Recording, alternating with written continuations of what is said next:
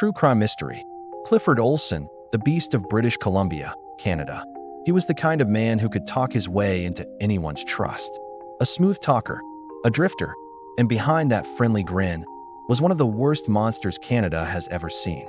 This is the story of Clifford Olson, the Beast of British Columbia.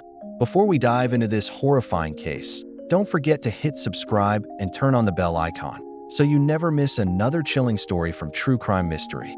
It all began in the late 1970s in British Columbia, a quiet province surrounded by mountains, forests, and calm neighborhoods. But beneath that peace, something terrible was happening. Children and teenagers were disappearing, one after another. Police didn't know what was going on or who was responsible, but Clifford Olson did, because he was the one taking them.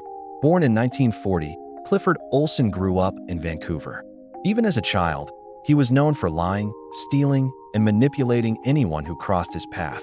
He wasn't just a criminal, he was a master manipulator. By the time he was in his 40s, he had spent half his life in and out of prison. But in 1980, when he was finally released, his crimes escalated. He started targeting the most innocent victims he could find, children and teenagers. He'd approach them near bus stops, shopping centers, or along quiet roads. He offered rides, money, or small gifts. And once they were alone, he unleashed pure evil. Olson kidnapped, assaulted, and murdered 11 victims, boys and girls between the ages of 9 and 18. Each time, he used charm to gain their trust. Each time, he left behind heartbreak and horror. For months, the police were lost. There was no clear pattern, no evidence strong enough to point to one man. But eventually, Olson's arrogance gave him away. He couldn't help himself. He liked to brag. And in August 1981, police finally arrested him. At first, they had nothing solid. But then came the deal that made the nation sick. Olson offered to lead investigators to the bodies of his victims, in exchange for $10,000 per body paid to his wife. The police agreed. Desperate to bring closure to the families, they paid the price.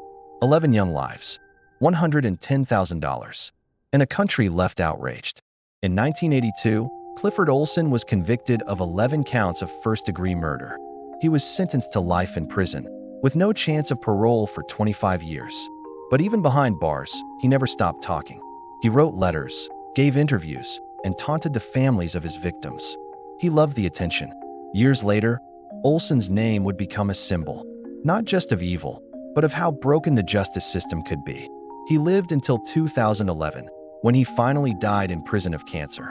No one mourned him, but his crimes left deep scars. They changed how Canada handled parole, serial offenders, and victim rights. He was a monster who wore a human face and used it to destroy lives.